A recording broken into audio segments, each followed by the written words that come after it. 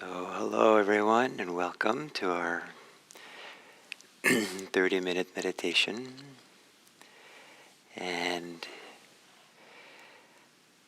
I feel happy sitting down here thinking about sharing with you this theme, this of Samadhi, something that I hold very dear.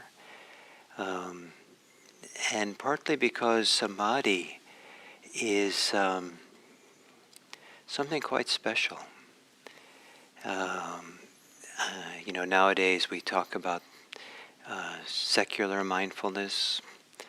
I don't think it makes sense to talk about secular samadhi, at least in my mind, because samadhi I have a profound sense of reverence for samadhi.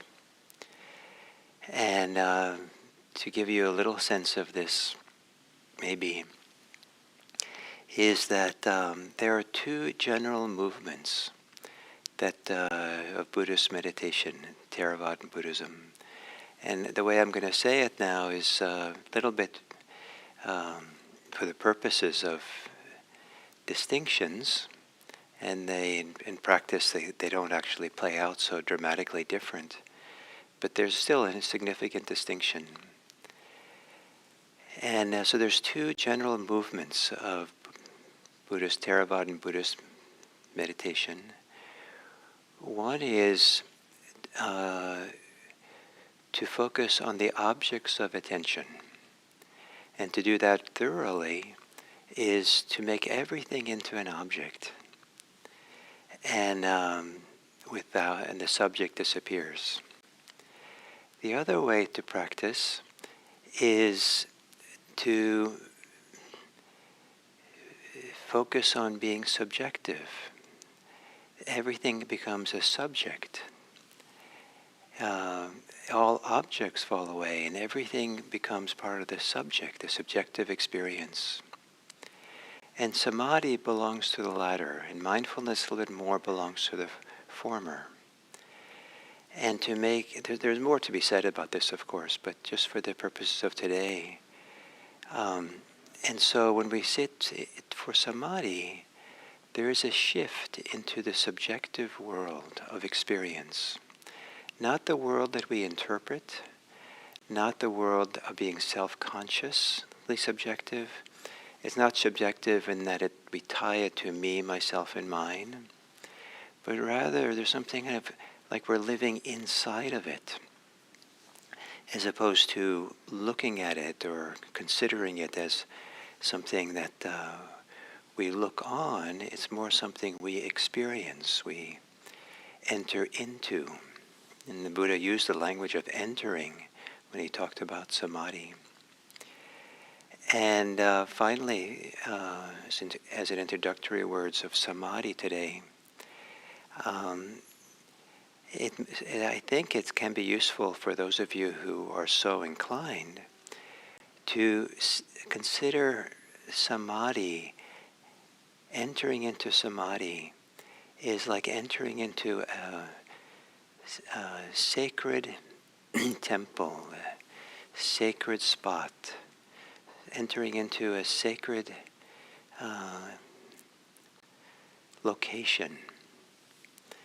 And not a location you just stumble into or casually go into, but something that you would, as soon as you come into the edges of it, you would become quiet. You would change your demeanor.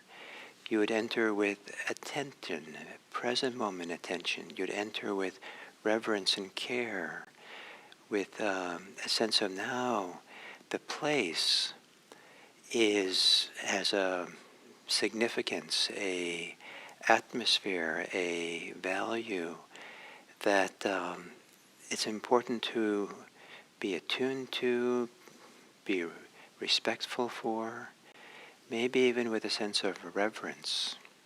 So for me, these qualities of respect and reverence and care, attunement, belong to this subjective world of how we bring all of ourselves into the situation not just treating samadhi as an object, like it's an object of concentration that we're going to zero in on and stick with, but we're entering into a new mode of being, a mode of being where subjectively we are offering ourselves or allowing ourselves to be changed by something that is not our doing exactly. Just like if you walk into a sacred grove of trees or a power spot in some place in nature, just being there, something shifts. But if you stay on your phone looking at a YouTube channel, walking in, nothing would happen probably for you. So here we are. So assuming a meditation posture, which is beginning to build, evoke the temple of samadhi, and perhaps entering into the posture, not treating it as an object where the mind focuses and arranges things, but within the body itself, as if the body from the inside out is aligning itself, attuning itself, adjusting itself to be alert, to be awake, to have a balance.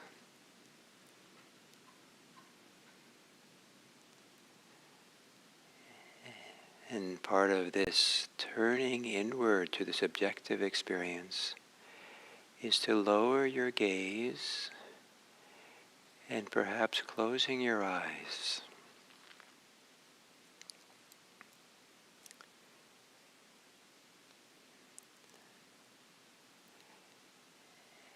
And as a preparation for entering the meditation,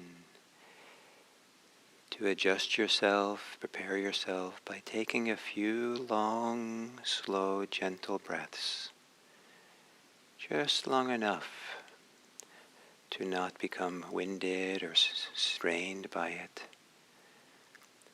but long enough to feel a fuller, embodied connection to your body.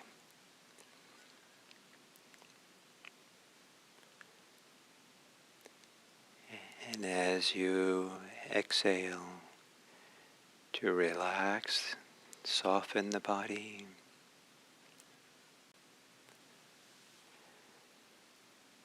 And as you relax, to take all the rest of you and let it relax into your body.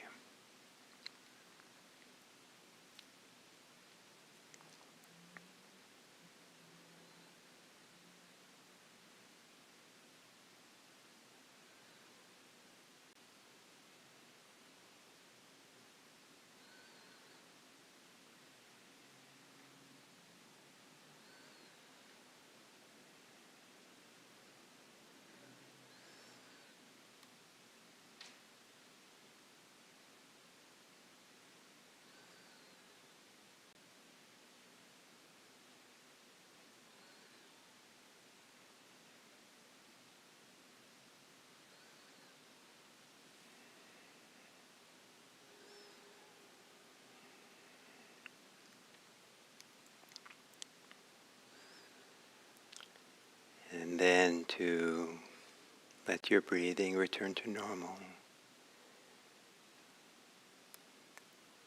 And if it works for you, with a feeling of reverence or tenderness or gentleness, feeling different parts of your body as you breathe in. And as you exhale, soften, relax those parts of your body. A kind of relaxation where that part of the body can feel like it's joining the rest of the body. tension in the body is kind of a pulling away. Relaxing is a joining. On the inhale, feeling the muscles of your face. On the exhale, softening the face.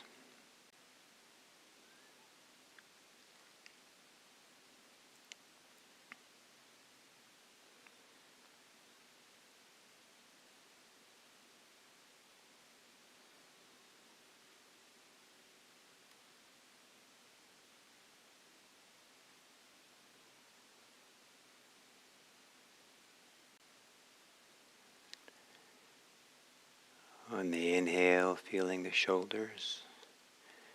On the exhale, relaxing, softening the shoulders.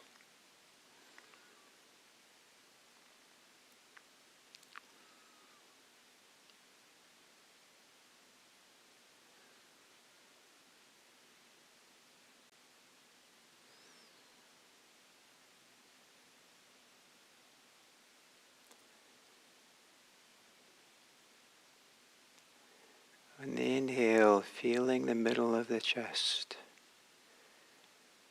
And on the exhale, a gentling, tendering of the chest.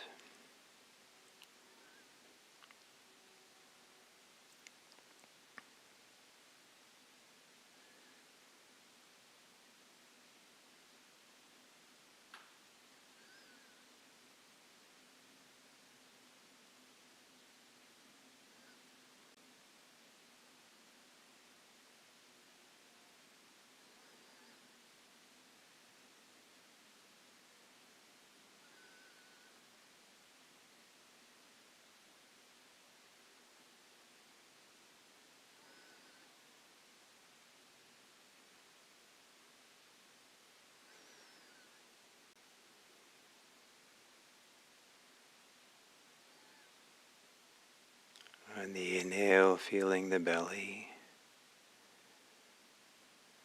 On the exhale, softening the belly.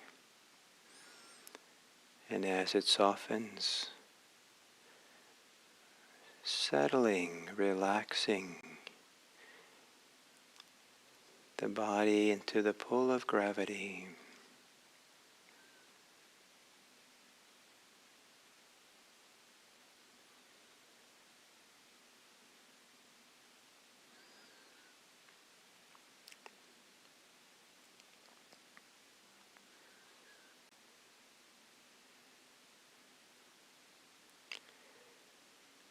On the inhale, feeling the thinking brain, thinking mind. And on the exhale, quieting the thinking mind.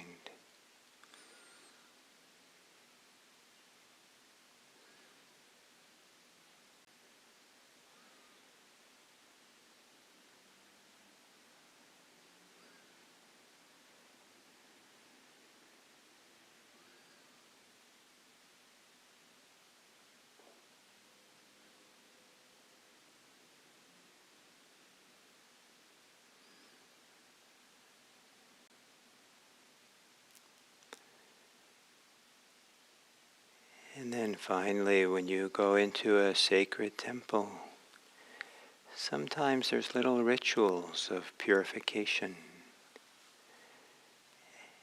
And it's not so far-fetched to see breathing as a process of purification.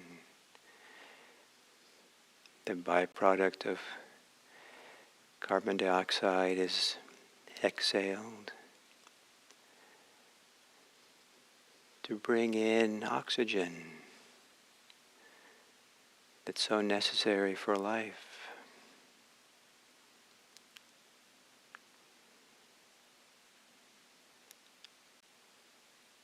And centering yourself on the rhythm of breathing, to the subjective experience of the body breathing, the life-giving, purifying process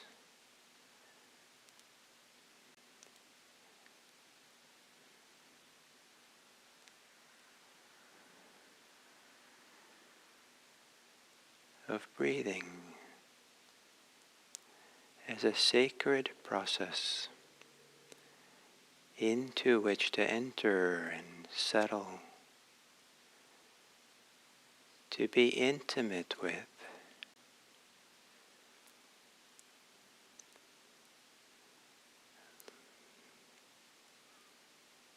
exploring the deep subjective experience that flows from the experience of breathing.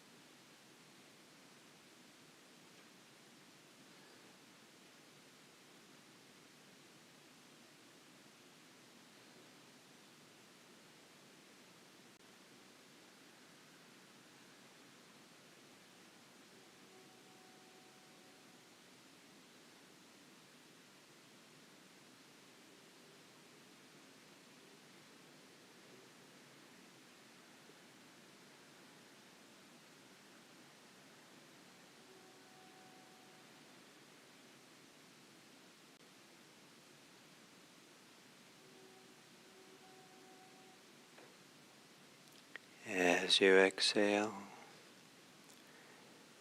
let go into your body.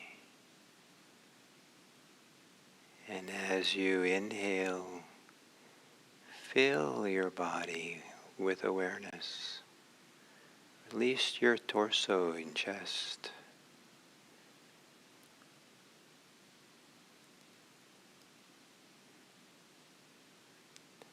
As if you're entering deeply into your subjective experience, free of self-reference, free of being self-conscious about it, like you would perhaps if you went into a sacred location.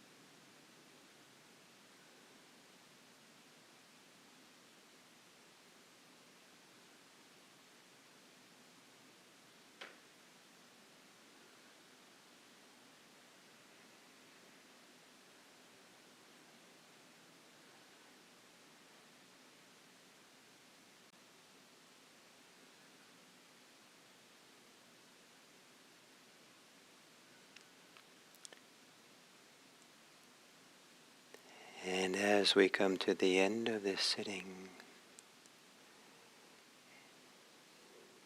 ever so gently follow the full cycle of breathing in and breathing out. in a tender way, a gentle way, as if you're caring for something invaluable.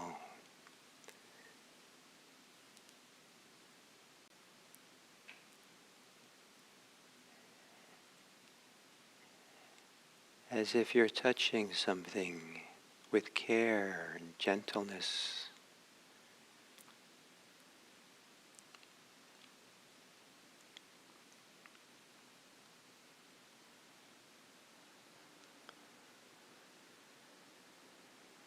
And then breathe a teeny bit deeper, fuller, as if your edges of your body, your chest, is beginning to open up out into the wider world.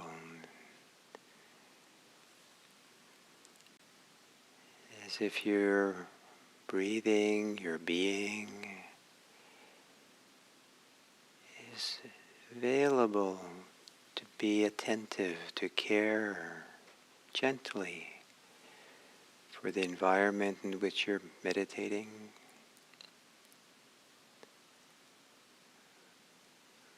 for the people and living beings that might be close by.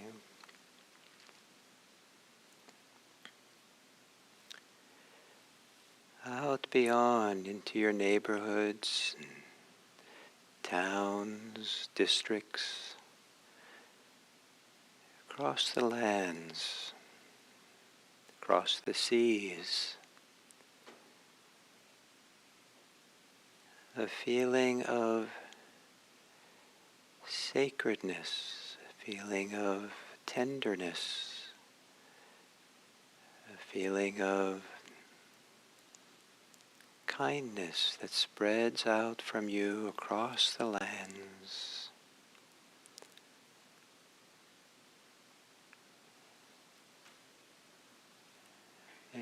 We're all together as subjects. It's all a subject.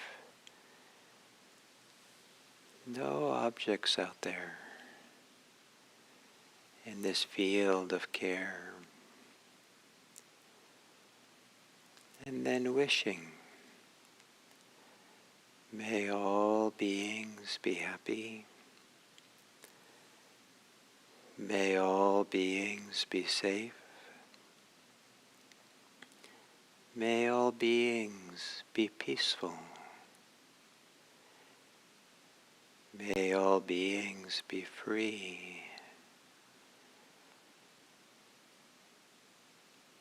And may it be that each of our care, each of our kindness, friendliness, touches everything we see and know today. May we leave in this world traces of kindness wherever we go.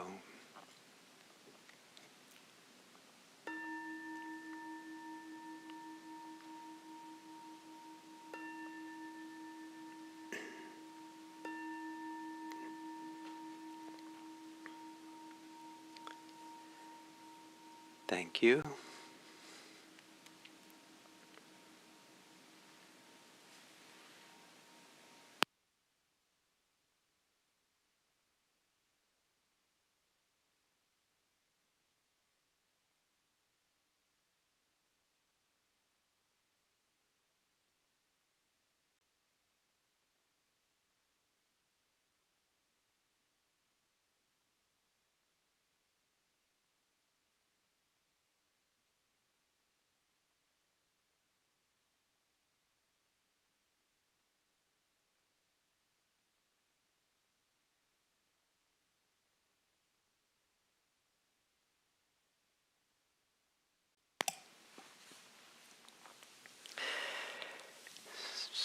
So hello and welcome to this third talk on series, on long series now. It's going to be on Samadhi. And this first 5 days of it is really setting the stage. It's introduction to the topic and entering into it. And today in particular, I want to emphasize that Samadhi is something that I believe is appropriate to enter with humility, with care, with reverence, with respect. That too many times I have, and people I know have, attempted to get concentrated without humility or reverence or care, with a kind of forcefulness, a kind of expectation, I'm going to do this, and I can do it, I'm going to really kind of bear down and laser focus and just stay focused. And, and, and it is possible to get somewhat concentrated that way, maybe sometimes very concentrated in a certain kind of way with that kind of attitude. But I don't think that that's the useful attitude to have. And useful for what purpose? In the Dharma, in the Buddhism, samadhi is the precondition. It's often considered the precondition for the rising of liberating insight. And that and liberating insight is not just an understanding that we appropriate for the purposes of the self, but it's liberating insight from the appropriation of self, from the attachments to self and doing things for the self. It's allowing ourselves to step beyond the limitations that we create for ourselves when we orient ourselves around me, myself, and mine. And that is pretty special. It can feel like grace. It can feel like something transpersonal. Sometimes people even use the word transcendent, a word that I don't care too much for, but it's, for some people, it's the only thing that can represent something that seems to take them out of their usual understanding of self.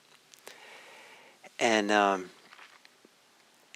so samadhi, and in my studies of Indian religions, it seems that there are some of the religions in India, or yogic traditions in India, that use the word samadhi the way Buddhists would use the word nibbana.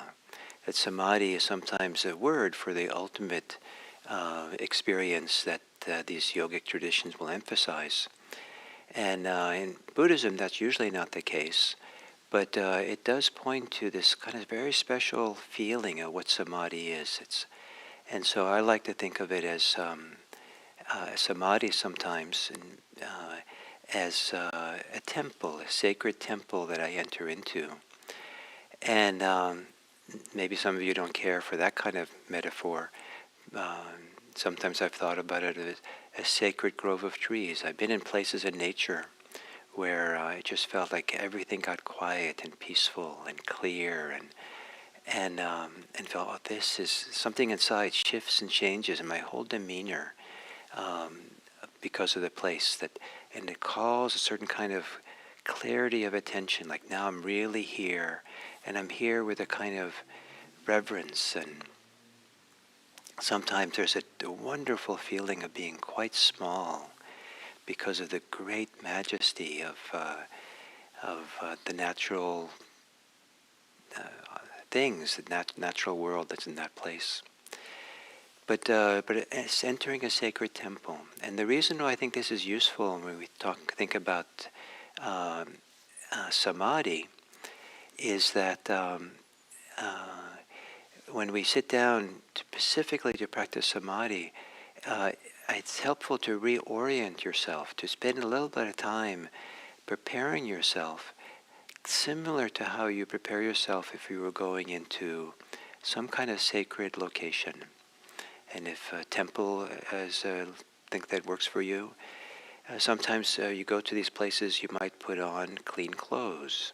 You might clean yourself, take a shower and show up clean. You might, some places you go in and you bow as you enter the temple, or you touch a sacred object, or you do something that kind of marks the transition going in. Sometimes you would, you really feel like you're outside in the busy hustle and bustle of the world, but inside you get quiet. Now you're ready for something that's not exactly you, something beyond you or bigger than you, that is found in the quiet, in the care, in the reverence. And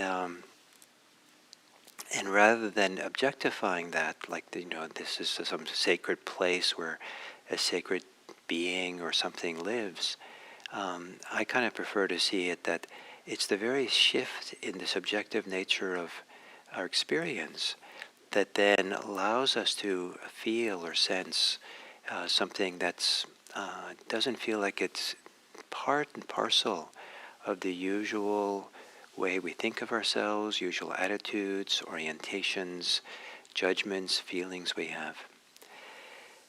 So it might not be so easy to make this kind of shift in orientation, but I think it's helpful to realize when we practice samadhi that we are involved in a process of shifting and changing our subjective experience. And so to the degree to which that can be a choice, the degree to which we could prepare ourselves for that or care for that and support that, so we have kind of like we start the process to live a busy life, run around and do a lot of things and check a lot of websites and check all your texts and emails and social media, just because you're not going to be on it for 30 minutes, 45 minutes of meditation. Then you sit down, and the momentum of all that greedy attention, doing things, wanting things with attention, follows you, and or any attitude you have. And so to have a transition to practice samadhi, where we're leaving all that behind long enough that we allow for a settling, allow the whole system to become calmer, more settled, more ready to feel the deep, maybe sacred dimensions of subjective experience. So this is very different than just sitting down and being determined, I'm going to get concentrated. There is a kind of humbleness or humility where we're preparing ourselves almost like to receive a gift. We're preparing ourselves, it's almost like samadhi willing, samadhi will come.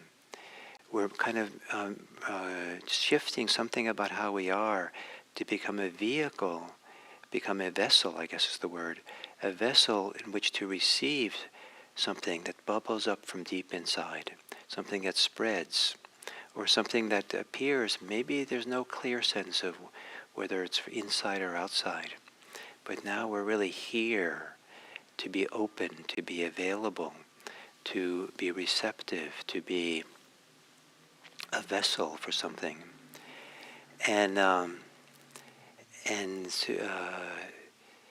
So to give you some sense of this, that how the Buddha presents it, for him, just as samadhi is a condition for liberating insight,